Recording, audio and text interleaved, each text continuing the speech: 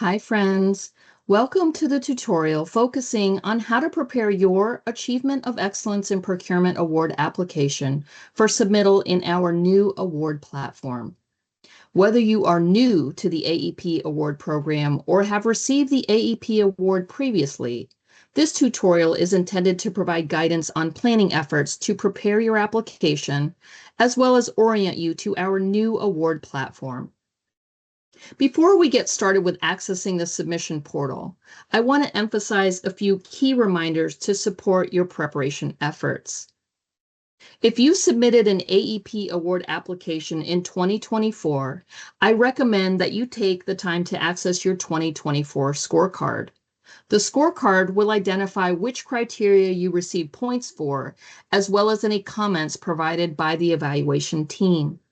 You can access your 2024 scorecard from the NPI website by hovering over the AEP Award header and selecting Historical Application Data from the drop-down menu. Once you log in, click on the History button on the header and you will be able to access your scorecard. Additionally, through the scorecard, you can access each of the documents you uploaded per criteria. You can access a PDF of the 2025 Achievement of Excellence in Procurement Award application directly from the NPI website, again by hovering over the AEP Award header and select Application and Submission Portal from the drop-down menu. Click on the hyperlink entitled Download the 2025 AEP Application. If you have not submitted an AEP Award application previously, or perhaps it's been several years since your entity has applied, I encourage you to determine the chances of success by completing the self-scoring worksheet, which can be found on the final page of the application on page 21. To receive the AEP Award, the applicant must successfully demonstrate a total of at least 100 points. We have an incredible team of AEP evaluators who will review each application carefully to determine if your submission successfully demonstrated each criteria for which you have uploaded documentation. If they affirm successful demonstration, the criteria points will be confirmed. Now let's talk about preparing for the 2025 application submission process. If you have not already done so, I recommend that you review the 2025 AEP Application Changes Summary. This summary provides a comprehensive summary of any changes that have been made to the application since the previous cycle. You can access the changes summary by hovering over AEP Award header and select the Application and Submission Portal from the drop-down menu.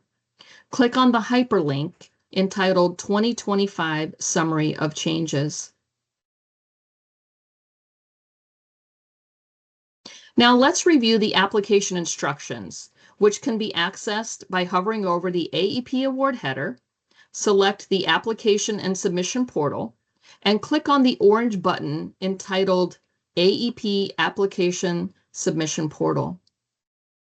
Once inside the portal, click on the Application Information header and the application instructions from the drop-down menu. Please review these instructions so that you are fully informed of the submittal deadline, which is May 15th, 2025 by 5 p.m. Central Standard Time. You can also review the application fees for both members and non-members, and you can also review directions for uploading files. A few things to keep in mind when preparing your submittal documents. Create a single PDF file with a unique name for each criteria. Upload only one PDF file per criteria. If you are not applying for points for a particular criteria, please simply select no and do not upload any documentation for that criteria. There is a file size limitation of 20 megabytes per file, so I recommend that you optimize your PDFs if you need to ensure that each file does not exceed that file limitation. You will be able to make changes, add or delete files up until the final submission. Once you make your submission final, the application is locked and cannot be accessed. It's also important to note that if you have not uploaded documents to support at least 100 points, you will not be able to advance to the payment portal to complete the application submission process. And now let's actually go into the application portal so that you can see how to initiate your application. From the home portion of the portal, you will scroll down. At the bottom, you will see the Program 2025 NPI Achievement of Excellence in Procurement Award. You can again see the deadline is May 15th by 5 p.m. Central Time. And under Action, you can click Start Application, and that's going to initiate the application. The first portion of the application is going to be focused on you identifying all of your entity's critical information to support your application. So the first area that we're going to start with is the name on the trophy. I should pause for a moment and just also identify that for any given section of the application that is denoted with a red asterisk, that denotes a mandatory field. You will not be able to successfully submit your application unless all mandatory fields have been selected and populated. So for the name on the trophy, I want to encourage you to select your organization's name on how you want it represented actually on the trophy. If you just want your entity name, if you want it to denote your procurement operations identifying name, please include that as well. The next section is going to take you into the procurement officials area, which is the name of the person, which should be your agency's top procurement official. They will receive notification of the results and the evaluation scorecard. So we're going to go ahead and populate with the agency's chief procurement officer's information. And again, denoting that each of these with the red asterisks are mandatory fields. The next section is going to take you into the trophy shipping address. This is the address that you're declaring where you want your AEP award to actually be shipped to. Please be aware that it must be a physical address and not a PO box. So you're just going to populate each of these fields appropriately with your address that you want the award shipped to. You're going to put in phone number, website address, and then we're going to get down to organizational official. This is going to be perhaps your top official within your organization. Could be a mayor, could be a board chair, could be city manager, whatever your highest ranking official is within your entity. You'll want to identify that information here so that they will be properly notified of your successful application. So go ahead and populate each of these fields with the appropriate information for that particular designee. Again, with mailing address, all of the pertinent information so that your top ranking official will be able to be recognized. You can click save, which is going to allow you to just save what you've populated thus far. That way you can exit and come back at a later time. If you're going to need to be working through the application process over a period of time and you're going to need to exit and come back in, you can click save to at least preserve what you've populated thus far, or you can click save and next if you have time to start working through your submittal documentation. The look and feel of this particular application should look somewhat similar to the legacy platform that we have used for those of you that have applied in the past, where we used to see circles at the top with each criteria number. They're now denoted by a tab with the criteria number on it. But other than that, the navigation should look fairly similar to what you have been used to in the past, again, for those of you that have submitted previously. So we're going to start with criteria number 1 and note that it replicates all of the information that's in the application that you should have reviewed before you got started. It's going to prompt you for all of the submittal requirements, and then it's going to ask you, do you wish to submit a response? And again, this is a mandatory field because it's denoted by the red asterisks. If you intend to apply for this criteria, you would say yes.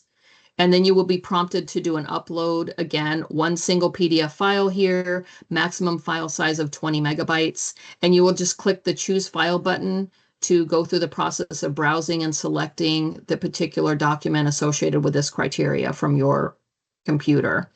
An interesting feature on this is that you can kind of visibly see the award criteria that you've uploaded, or you can also view it in full screen if you just want a quick view of what you've uploaded. But from there, you will go ahead and either say save or save and next, and it will navigate you through to the next criteria. Again, please be reminded that you will need to make a selection for every criteria, either yes or no. So if there is a criteria that you do not intend to apply for, you are going to need to make that selection and identify it as a no. If for some reason you inadvertently omit making a selection on any given criteria, you will be prompted to go back and make those declarations before you're able to successfully submit your application. Okay, so we're just going to go criteria by criteria here. And you could even toggle if you want to just click on each of these to toggle, or you can say save and next. But it's just important for you to make sure that you're saving often in the event that you have a technology issue, like what happens to me sometimes, or if you just get pulled away and you're working on something else and you have to come back to this later. That way you don't lose any of the work that you've already populated for. So again, just a reminder to make a declaration of yes or no. If yes, choose your file that you wish to upload to support that particular criteria. And we're going to just go criteria by criteria to ensure that we have successfully identified and uploaded where appropriate. And as we're going through this process of the uploading demonstration, I would want to recommend to each of you that as you're working through creating your narratives and all of your supporting documentation, to perhaps engage with another teammate from your organization or even a peer to take a look at your narratives and your documentation to ensure that they successfully address each of the submittal criteria for the application, for the criteria that you are uploading for. It's just kind of a nice QA/QC opportunity to have somebody with a separate set of eyes looking at it to ensure that you have successfully addressed each of those submittal requirements that you are uploading for.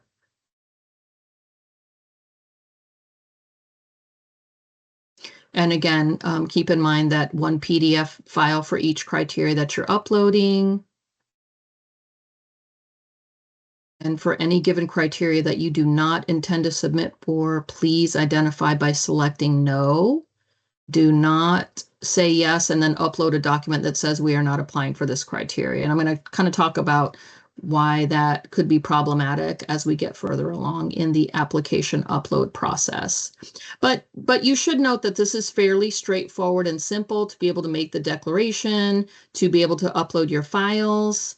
If you experience any challenges with the upload, please make sure that you are uploading a PDF. It will not accept a Word or Excel document. And please make sure that you are making that selection of yes or no for any given criteria.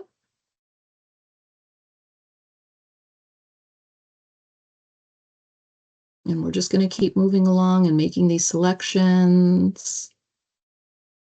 Again, you will need to successfully demonstrate at least 100 points to be successful in achieving the Achievement of Excellence in Procurement Award for 2025.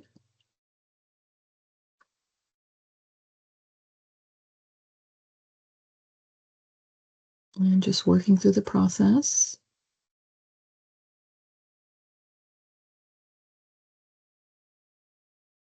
You can see that it's fairly straightforward. Very, very similar to our prior award platform in terms of accessing the information and being able to upload documentation to support any of those criteria which you are applying for.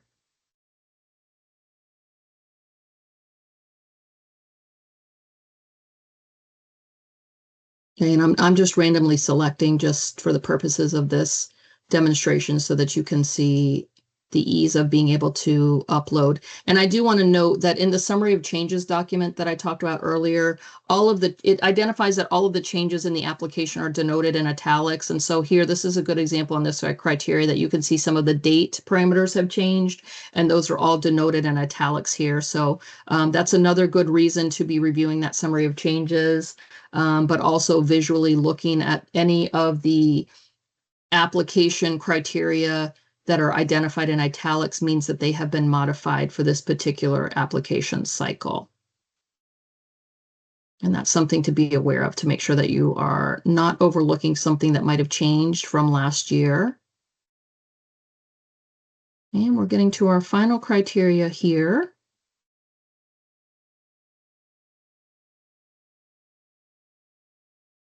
So I'm going to go ahead and save and next. And this is going to take you to our final feature within the submittal application portal, which is going to actually calculate out all of the eligible points that you've uploaded for. And so this is a good cross-check for you to take a look at all of the particular criteria that you intended to submit more for to make sure that you actually did declare yes and upload for those criteria. It will calculate those eligible points that you've uploaded for. And at the bottom, it's going to give you the overall total eligible points that you applied for. So you can see in this example that I have uploaded and declared for 145 points that the evaluation team is going to review against. Now, let's say, for instance, that I'm going through and reviewing my application against what I intended to submit, and I realize that I should have uploaded criteria number 2, that I intended to upload for criteria number 2, but I overlooked that in the application process. I could simply go back to criteria number 2. I could change my response to yes.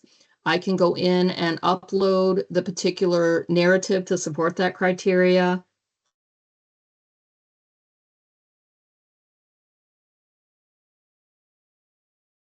And then I can say save and next. And if I again toggle back through the response total, you now see that 5 points have been identified here because I have declared yes and I have uploaded for that. So again, it's a good check and balance.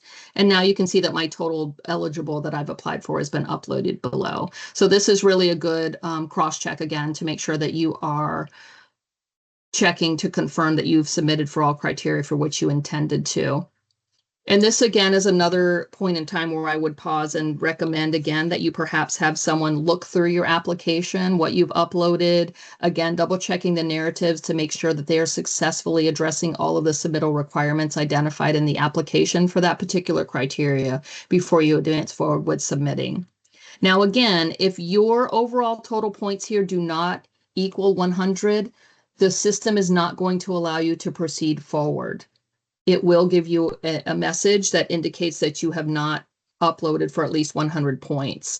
And so it won't allow you to proceed forward to the payment process if you have not at least demonstrated 100 points, which again is our threshold to be able to achieve the award.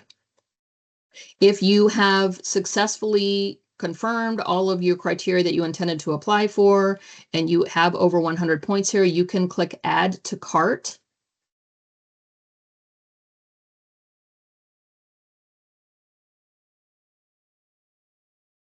And it is, sorry, it's a little slow today during this demonstration, but once it does process through, you will see that it's ready to check out. It's list my organization name. Again, because I am a member, I am eligible for that $200 discount off of the application. If you are a member, your application fee is $495. If you are a non-member, your application fee is $695. And so that's a $200 differential. And membership in NPI is a cost of $130. So that's a net $70 per year savings for those of you that apply for the AEP application, for the AEP award. And in addition to getting the discount for the AEP award, you also get discounts for the annual conference that NPI holds. And membership also allows you access to look at the AEP applicants from the prior year who were identified as model submittals for each criteria. And that is a really great resource in the event that you are trying to apply for a criteria that perhaps you hadn't before. You can take a look and see how others have successfully demonstrated it.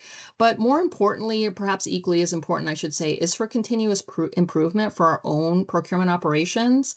If we strive to achieve higher points each year, right, which really is promoting growth of our own procurement operation, those are phenomenal tools to be able to go in and look and see how others have implemented programs for which we're interested in implementing. If we don't have a sustainability program, perhaps we want to go in and look at those model submittals related to sustainability so we can see how others are achieving sustainable goals. So again, those model submittals really are such a valuable resource to those that are members. You have access to those.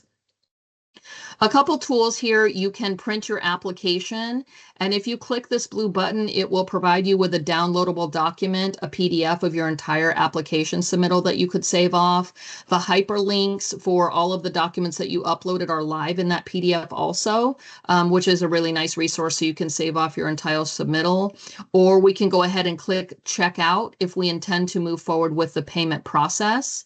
If we're checking out, again, you can see your total due here, whether you're a member or non-member. You would simply enter in your credit card information and you would click process here. Once you click the process button, it is going to ask you to confirm that your submission is final. And this is a critical step for you because once you affirm that your submission is being made final, you will no longer have access to go back into the application.